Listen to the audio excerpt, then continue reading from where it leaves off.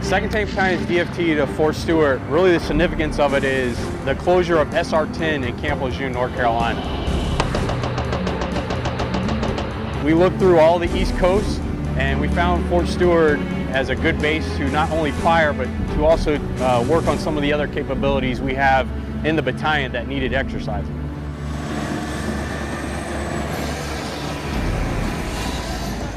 The priority of training out here was the tank crew ranges. The next priority was maneuver training for the tank platoons and tank company.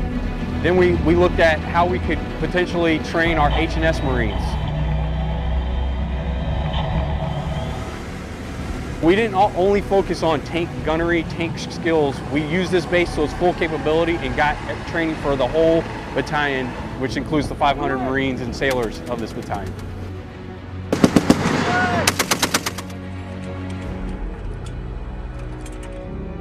I'm always impressed with them. They stay motivated, even being away from family for 37 days. We just got back from an ITX before we rolled out here. We can go out here and do stuff that we can't do back home. It's definitely a test for them, but so far, I mean, I've seen them persevere, rise to the occasion, and it's been a great experience. Overall, it's been a phenomenal opportunity, and I think it's a benefit to the platoon and Marines with 2nd Tank Battalion, 2nd Marine Division await orders to commence semi-annual qualifications as part of a deployment for training exercise at Fort Stewart, GAR, February 13, 2018. The DFT provides the opportunity to overcome home station range limitations as well as exercise the battalion's capability to deploy equipment and personnel. The DFT provides the opportunity to overcome home station range limitations as well as exercise the battalion's capability to deploy equipment and personnel.